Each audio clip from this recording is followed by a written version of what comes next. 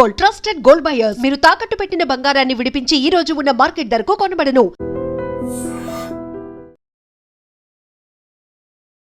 నమస్తే, welcome to I dream inside politics with Kavitha.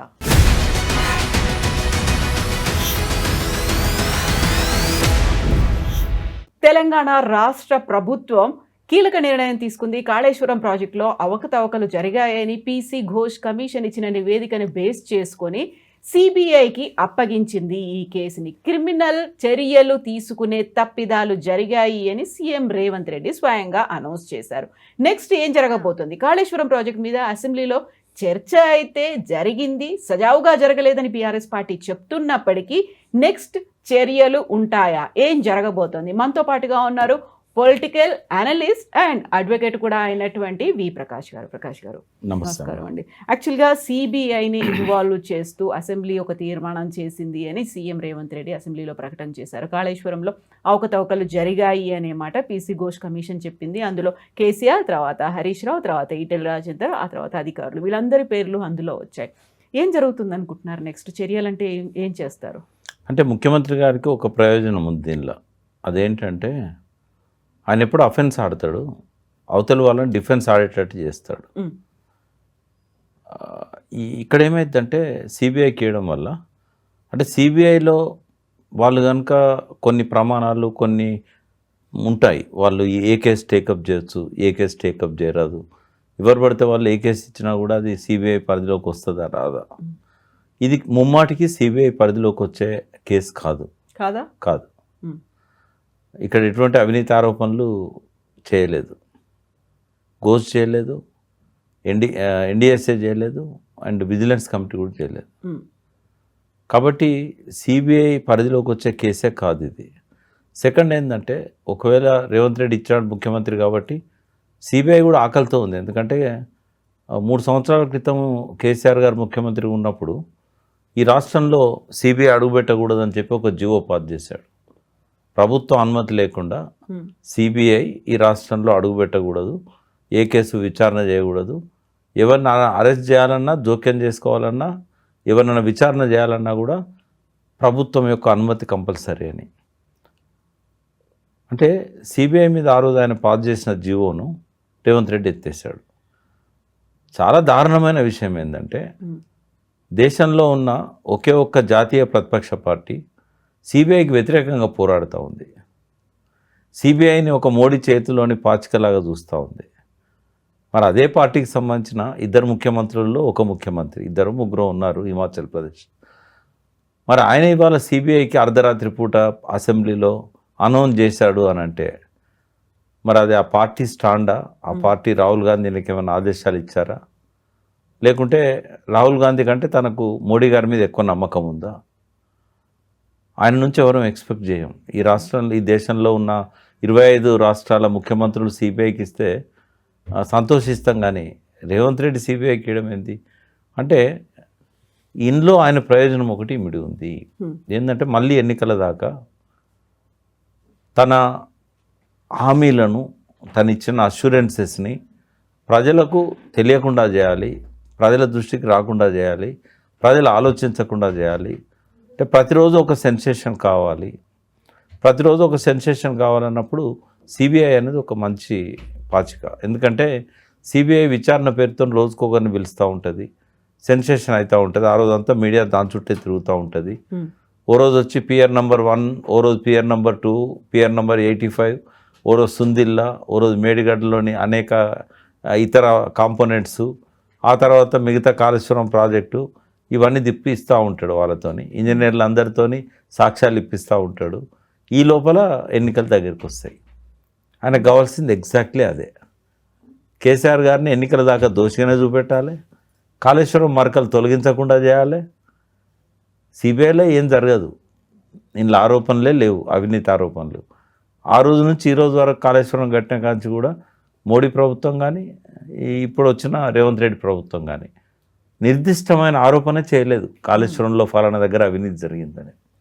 Ghosh committee మొత్తం చదివాను నేను, ఎక్కడ కూడా అటువంటి ఆరోపణలు లేవు. తాము సిబిఐ ముందట తాము నేరం చేయలేదని ఏవైతే ఆరోపణలు సిబిఐ రెడీ చేస్తుందో ఛార్జ్షీటు, ఆ ఛార్జ్షీట్లో కూడా ఆధారాలు ఏమి ఉండవు వాళ్ళకు. బట్టగాల్చి మీదేయడమే. కాబట్టి అది నడుస్తూ ఉంటుంది. దాదాపు 7,500 కేసులు సిబిఐ దగ్గర పెండింగ్ ఉన్నాయి. కాబట్టి అందులో ఇదొకటి అవుతుంది. ఈ పత్రికల కోసం సెన్సేషన్ మీడియాను డైవర్ట్ చేయడానికి, ప్రజలు ఆలోచించకుండా చేయడానికి చేస్తున్న డ్రామా తప్ప సిబిఐతో ఏమీ జరగదు. వీళ్ళకు కూడా ఏమీ నష్టం జరగదు. సిబిఐ ఏం చర్యలు తీసుకునేది ఉండదు, జైలు పంపేది ఉండదు, దోషిగా నిర్ధారించేది కూడా ఏముండదు. ఇప్పుడు హైకోర్టు కూడా మధ్యంతర ఉత్తర్వులు అనేది ఇచ్చింది. తదుపరి ఉత్తర్వులు వచ్చే వరకు కేసీఆర్ని కానీ హరీష్ రావుని కానీ అరెస్ట్ చేయొద్దు కాళేశ్వరం ప్రాజెక్టుకి సంబంధించి అనేది.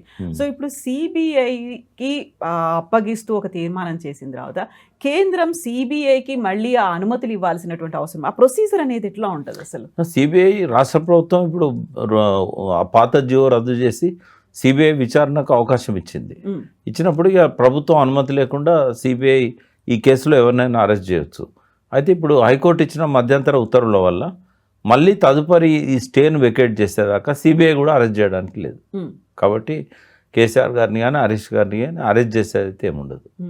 సో ఇప్పుడు కాళేశ్వరం ప్రాజెక్ట్ అనగానే బోల్డ్ అంతా ఒక ప్రతిష్టాత్మకమైనటువంటి ప్రాజెక్ట్, ఒక మానస పుత్రిక, కన్న కళలను నెరవేర్చేటువంటి ప్రాజెక్ట్, ఇన్ని రకాలుగా చెప్తూ వచ్చినప్పటికీ అంతే స్థాయిలో చర్చ జరిగింది, వివాదాలు ఉన్నాయి, భిన్నాభిప్రాయాలు ఉన్నాయి, కేసులు ఉన్నాయి, వాదనలు, చివరికి కుంగిపోవడం, ఆ తర్వాత దానికి సంబంధించి కమిషన్లు, చర్చలు, చర్యలు ఇవన్నీ ఉంటూనే వచ్చాయి కదా. యాక్చువల్గా కాళేశ్వరంలో అవకతవకలు జరిగాయా లేదా? ఇర్రెగ్యులారిటీస్ అన్నారు. ఇర్రెగ్యులారిటీస్లో పీసీ ఘోష్ కమిషన్లోనే ఇర్రెగ్యులారిటీస్ అనేవి కనిపించాయి అనుకున్నప్పుడు అందులో మొత్తం సమ్మరీ అనేది ఏముంది? ఫర్దర్గా తీసుకోవాల్సినటువంటి చర్యల మీద ఉందా, లేకపోతే ఒక కంక్లూజన్ అనేది ఉందా? కాళేశ్వరం మీద కేంద్ర ప్రభుత్వం ఆధీనంలోని ఎన్డిఎస్ఏ ఎంక్వైరీ చేసింది, రాష్ట్ర ప్రభుత్వం ఆధీనంలోని విజిలెన్స్ కమిషన్ ఎంక్వైరీ చేసింది, తర్వాత రిటైర్డ్ సుప్రీంకోర్టు జడ్జిగా ఉన్న పీసీ ఘోష్ విచారణ చేశారు. ఈ ముగ్గురు విచారణ రిపోర్ట్స్ మనం చూసినట్టయితే ఎక్కడ కూడా ఇర్రెగ్యులారిటీస్ వేరు, కరప్షన్ వేరు. ఇర్రెగ్యులారిటీస్ మీద మాట్లాడారు, కన్స్ట్రక్షన్ డిఫెక్ట్స్ మీద మాట్లాడారు, డిజైన్ లోపం మీద మాట్లాడారు, కానీ ఎక్కడ కూడా అవినీతి గురించి నిర్ధారించలేదు. లేనప్పుడు అసలు సిబిఐకి ఏమి ఇవ్వాలి? వీళ్ళు అవినీతి జరిగిందని అన్న ఈ 3 రిపోర్ట్లలో ఎక్కడ కూడా అవినీతి అనేది లేదు. ఇదివరకు ఎక్కడ కూడా ఎఫ్ఐఆర్లు నమోదు కాలేదు అవినీతి మీద. ఇప్పుడు రాష్ట్ర ప్రభుత్వము సమర్థత మీద నేను ఒక ప్రశ్న అడుగుతా. మీ చేతిలో సిఐడి ఉంది, మీ చేతిలో ఏసీబీ ఉంది. ఈ 3 కమిషన్లు కూడా ఎక్కడ అవినీతి జరిగిందని చెప్పనప్పుడు అవినీతి లేదని అనుకోవాలి. ఒకవేళ ఏమన్నా ఉన్నదని మీకు అనుమానం ఉంటే ఏసీబీకి ఇవ్వాలి, లేకుంటే సిఐడికి ఇవ్వాలి. ఏమీ లేని కాడ సిబిఐ అవసరమైంది. ఒకవేళ సిబిఐ ఇర్రెగ్యులారిటీస్ మీద ఎంక్వైరీ చేయాలనుకో, దానికి సిబిఐ కరెక్ట్ ఫోరం కాదు. సిబిఐలో ఎవరు ఆరితేరిన ఇంజనీర్లు ఉండరు. ఇర్రెగ్యులారిటీస్ మీద డిజైన్ల లోపం కావచ్చు, కన్స్ట్రక్షన్ల లోపం కావచ్చు, ఇట్లాంటివి ఉన్నప్పుడు ఏంటంటే ఇంజనీరింగ్ నిపుణులు ఉంటారు, వాళ్ళతో కమిటీ వేయాలి, ఆ కమిటీ తేల్చాలి, కావాలంటే క్యాబినెట్ సబ్ కమిటీ వేయాలి. చాలా ఆశ్చర్యకరమైన విషయం మీ ముందు చెప్తాను నేను. లోపల మంత్రులందరితో మాట్లాడింది రేవంత్ రెడ్డి గారు, వారు బయటకు వచ్చి వాళ్ళు అసంతృప్తి వ్యక్తం చేశారు.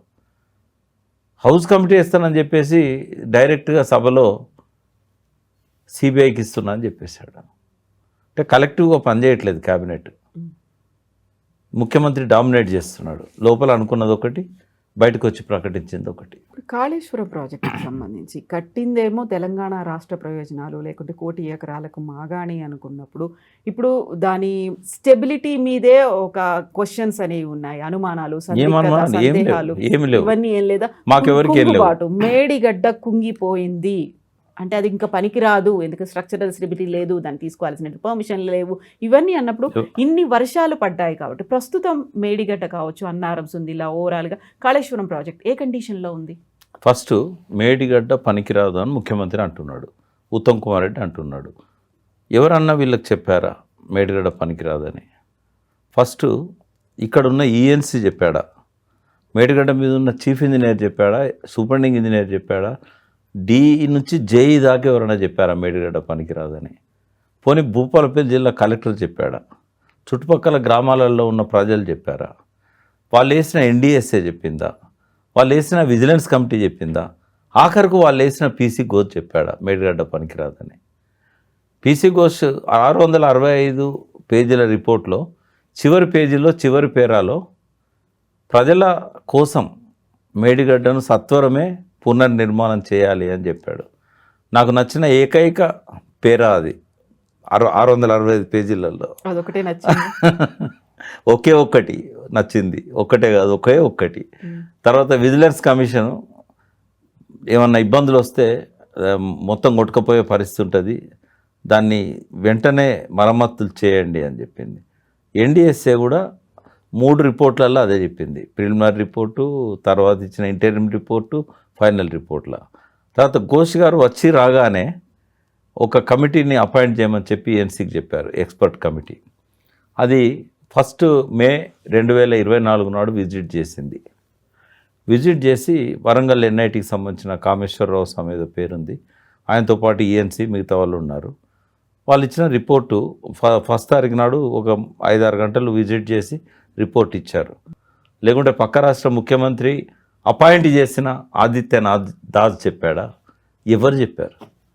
ఇప్పుడు ఒక బాధ్యత గల స్థానాలలో ఉన్నవాళ్ళు ఏది పడితే అది మాట్లాడకూడదు. అందులో ప్రజలు ఎన్నుకున్న శాసనసభ సభ్యుల మధ్య ముఖ్యమంత్రి సభానాయకుడిగా ఉన్న వ్యక్తి అబద్ధాలు అస్సలు చెప్పకూడదు. 1,00,000 కోట్ల అవినీతి జరిగింది కాళేశ్వరంలో, గంగలో కలిసింది కాళేశ్వరం ప్రాజెక్టు, మేడిగడ్డ పిఆర్ గుంగడం వల్ల 1,00,000 కోట్లు వృధా అయినాయి. ఒక్కసారి కాదు, రేవంత్ రెడ్డి గారు ప్రతి అసెంబ్లీ సెషన్లో ఇదే చెప్పుకుంటూ వచ్చారు. దీన్ని నిరూపించగలుగుతారా? కాళేశ్వరంలో ఒక పియర్ కూలితే ఒక బ్లాక్ మార్చాలి. ఒక పియర్ గుంగినా కూడా ఆ పియరు 2 పియర్స్ అయినా 3 పియర్స్ అయినా ఒక బ్లాక్లో భాగం. ఆ బ్లాక్ పొడుగు 200 మీటర్ల పొడుగు ఉంటుంది, 20 మీటర్ల వెడల్పు ఉంటుంది, 4 మీటర్ల మందం ఉంటుంది. ఆ పియర్లో ఒక్క పియర్ పైన కూడా ఈ 11 పియర్స్ మార్చాలి. దానికైనా ఖర్చు 250 కోట్లు, లేదా బ్లాక్ మొత్తానికి, లేదా 400 కోట్లు అనుకుందాం. అది ప్రజల డబ్బు. ఎల్ఎన్టీ సంస్థ దాన్ని కట్టింది.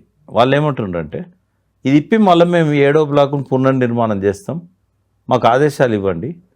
వాళ్ళు 18 నెలల నుంచి ఆదేశాల కోసం వెయిట్ చేస్తున్నారు. డిసెంబర్ 7న ఈయన ముఖ్యమంత్రి అయిన కాడ నుంచి పునర్నిర్మాణం చేయాలని అన్నీ చెప్పినాయి. ఏదో ఒకటి అడ్డం పెట్టి కాలయాపన చేస్తున్నారు. ఇప్పుడు శాశ్వతంగా అంటే ప్రజల డబ్బు అవసరం లేకుండా వాళ్ళు కట్టిస్తామంటే దాన్ని అడ్డం పెట్టుకొని కాళేశ్వరాన్ని కూలేశ్వరం అని, ఇది అక్కర్రాదని, 1,00,000 కోట్లు వృధా అయినాయని, 400 కోట్లు డ్యామేజ్ అయిన దాన్ని, ఎందుకు డ్యామేజ్ అయింది అనేది వేరే సబ్జెక్టు. 1,00,000 కోట్లు ఎట్లా వృధా అవుతాయమ్మా? మేడిగడ్డ లేకపోతే కాళేశ్వరం ప్రాజెక్టు లేదా? మేడిగడ్డ లేకపోతే కాళేశ్వరం ప్రాజెక్టు పనిచేయదా? ఒకవేళ అట్లా పనిచేయదు అనుకున్నప్పుడు మీరు ఇచ్చంపల్లి గ్రీన్ సిగ్నల్ ఎందుకు ఇచ్చారు? ఇదే ప్రభుత్వం మొన్న మధ్య జలసౌదలో ఇదే నెలలో ఆగస్టు నెలలోనే ఎన్డబ్ల్యూడిఏ వాళ్ళ ఆధ్వర్యంలో ఒక టాస్క్ ఫోర్స్ కమిటీ జరిగింది గోదావరి కావేరి అనుసంధానం గురించి. అందులో ఇచ్చంపల్లి గ్రీన్ సిగ్నల్ ఇచ్చారు. ఇచ్చంపల్లి కడితే మేడిగడ్డ శాశ్వతంగా జల సమాధి అవుతుంది. మేడిగడ్డ శాశ్వతంగా జల సమాధి అయితే కాళేశ్వరం పనిచేయదా? ఒకవేళ పనిచేయదు అనుకుంటే మూసీ నదిలకు నీళ్ళు తెస్తానంటున్నావు, ఎక్కడి నుంచి తెస్తావు? గంధమల్లకు శంకుస్థాపన ఫౌండేషన్ స్టోన్ వేసినావు, గంధమల్లి ఎట్లా కడతావు? గంధమల్లకు నీళ్ళు ఎక్కంచి రావాలి. మేడిగడ్డ పియర్ కుంగిపోయిన తర్వాతనే 3 కోట్ల ఎకరాల 3 కోట్ల టన్నుల ధాన్యం ఉత్పత్తి జరిగింది కదా. ఎల్లంపల్లిలో నువ్వు పంపులు తిప్పినావు కదా, మిడ్ మానేర్ నీళ్ళను రంగనాయక సాగర్కు ఎత్తిపోసినావు కదా, మల్లన సాగర్కి ఎత్తిపోసినావు కదా, కొండపోచమ్మకి ఎత్తిపోసినావు కదా. ఇదంతా కాళేశ్వరంలో భాగం కాదా? మేడిగడ్డకు సంబంధం లేకుండా శ్రీరామ్ సాగర్ ఫోర్ షోర్ నుంచి, రిజర్వాయర్ నుంచి మేడిగడ్డ ఆయకట్టులో 18,25,000 ఎకరాల కొత్త ఆయకట్టు ఉంటే 5,90,000 ఎకరాలు అంటే 1/3.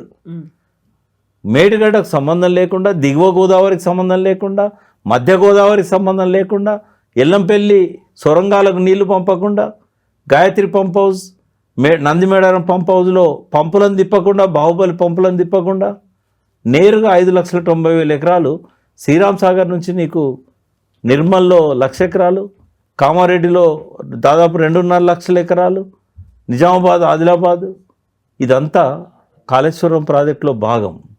కానీ మేడిగడ్డకు కానీ, బాహుబలి పంపులకు కానీ, ఎల్లంపల్లికి కానీ, మిడ్ మానేర్కి కానీ, రంగనాయక సాగర్కి కానీ, మల్లన్న సాగర్కి కానీ దేనికి సంబంధం లేదు. ఆయనకు బాగా దీంతో ఇమేజ్ వచ్చింది. తెలంగాణ ప్రజలు కూడా అనుభవించారు ఫలితాలను. ఇలా గ్రౌండ్ వాటర్ చేతికి అందే ఎత్తులోకి వచ్చిందంటే కాళేశ్వరం లేకుండా రాలేదు. కాళేశ్వరం నీళ్లను వ్యవసాయానికి ఇవ్వడమే కాదు, వాగుళ్ళల్లో నింపారు, చెక్ డ్యామ్లలో నింపారు. తర్వాత ఎన్నో చెరువులను 3000, 4000 చెరువులను అనుసంధానం చేశారు. డైరెక్ట్ ఇరిగేషన్ వేరు, ఇండైరెక్ట్ ఇరిగేషన్ వేరు. 17 లక్షల ఎకరాలు స్టెబిలైజ్ చేశారు. ఎక్కడి నుంచి నిజాం సాగర్ దగ్గర నుంచి మొదలుపెట్టి అప్పర్ మానేర్ దాకా, శ్రీరామ్ సాగర్ 3 దశలతో పాటుగా. ఎన్నడూ నీళ్లు చూడని తుంగతుర్తి సూర్యాపేట జిల్లాకు కూడా, హుజూర్ నగర్ ఉత్తమ్ కుమార్ రెడ్డి నియోజకవర్గానికి కూడా కాళేశ్వరం నీళ్లు పోయినాయి. మహబూబాబాద్ డోర్నగల్ దాకా నీళ్లు పోయినాయి. అంటే ఇవన్నీ వాస్తవాలు. మా భూపాలపల్లిలో మానేరు దాకా, మళ్ళా గోదావరి దాకా నీళ్లు పోయినాయి. ఎన్నడూ ఎన్టీ రామారావు తవ్విన కాలువలు అవి. ఈ రోజు వరకు నీళ్లు చూడలేదు అవి. అంటే ఇవన్నీ ఒక్క పియర్ గుంగంగానే మొత్తం నాశనం అయిపోతాయి.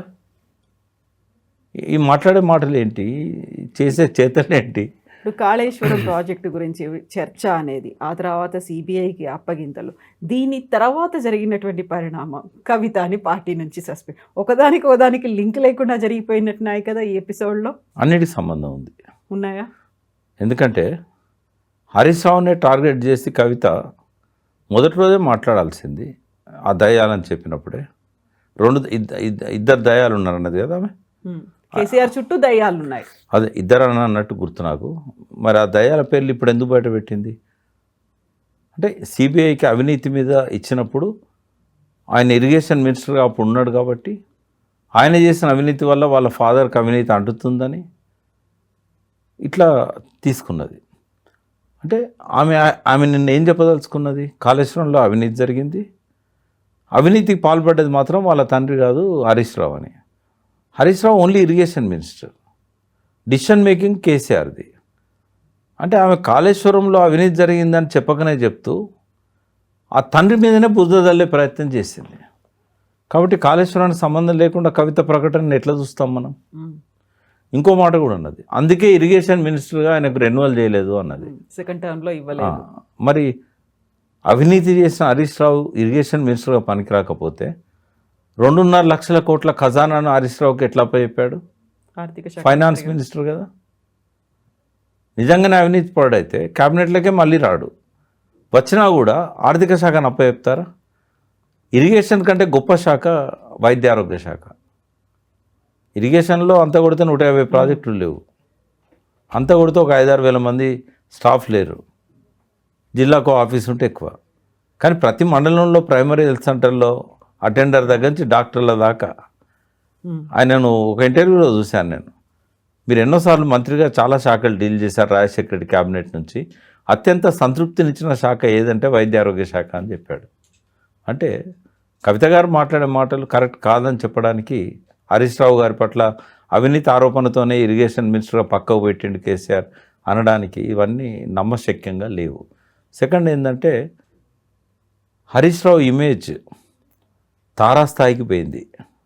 అసెంబ్లీలో 33 సార్లు ముఖ్యమంత్రి దగ్గర నుంచి కాగజ్నగర్ ఎమ్మెల్యే దాకా గొంతు నొక్కాలని, ఆయనను మాట్లాడనియొద్దని ఎన్నిసార్లు అడ్డం తగిలిందో తెలంగాణ ప్రజలు లైవ్లో చూశారు. దానివల్ల ప్రభుత్వం పరువు పోయింది, మాట్లాడిస్తలేరని చెప్పి. రెండవది, నీళ్ళ గురించి వీళ్ళకి ఏమీ తెలియదు అని చెప్పడానికి, ఏ వాగు వచ్చింది, ఎక్కడ నీళ్ళు ఉన్నాయి, అక్కడ ఎన్ని ఉన్నాయి, ఇక్కడ అన్నీ ఉన్నాయి, అసలు ఎన్ని అమాయక మాటలు మాట్లాడారంటే, మనకు సబ్జెక్టు మీద అవగాహన లేనప్పుడు మాట్లాడద్దు. ఒకవేళ మాట్లాడినా కూడా మైకులో లైవ్లో మాట్లాడద్దు, తెలుసుకొని మాట్లాడాలి. తప్పు చేసినా 4 గోడల మధ్యలో నలుగురికి తెలిసినట్టు చేయాలి తప్ప అమాయకత్వంతో. ఓపెన్గా శాసనసభలో అట్లాంటి ప్రశ్నలు వచ్చినాయి. నా మిత్రుడే జూపల్లి కృష్ణారావు గారు, ఆయనకు సబ్జెక్టు మీద అవగాహన లేనందుకు నేనేమీ తప్పు పట్టట్లేదు. ఎందుకంటే ఆయన కృష్ణా బేసిన్ కొల్హాపూర్ సంబంధించిన వ్యక్తి, చాలా మంచి వ్యక్తి. కొన్ని ప్రశ్నలు అడిగాడు ఆయన, వెంటనే హరీష్ రావు గారు తెప్పించి ఇచ్చారు. తుమ్మిడేటి దగ్గర నీళ్ళు ఎన్ని ఉన్నాయో, మేడిగడ్డ దగ్గర కూడా అన్నీ ఉంటాయి కదా, ప్రాణహితే కదా వచ్చేది. కాబట్టి ఎక్కడి నుంచి వస్తున్నాయి నీళ్ళు, ఏ ఉపనదులు వచ్చినాయి, ఏ వాగులు వచ్చినాయి అని అన్నప్పుడు ఎవరు సమాధానం చెప్పలే. Thank you. And don't forget to subscribe to iDream. And for more videos, Please subscribe to iDream. Please subscribe to iDream. Please subscribe iDream. And please subscribe to iDream. For more videos, subscribe to iDream. please like, share and subscribe to the channel. Congratulations, iDream. Subscribe to iDream. Subscribe to iDream. So subscribe to iDream Media. iDream ki iDream team andarki huge congratulations. Please subscribe iDream Media. Please subscribe to iDream. Subscribe iDream. Please subscribe to iDream. iDream అంటే నా కళల ఛానల్ను subscribe చేసుకున్న నోరు తిరుగుతలేదు, మీరైతే గంట గుర్తు కొట్టండి. For more such videos, please subscribe to iDream. Subscribe to iDream. Please subscribe to iDream. Please subscribe iDream Media. Please do subscribe to iDream. Please subscribe to iDream Media. For best entertainment and information, please subscribe iDream.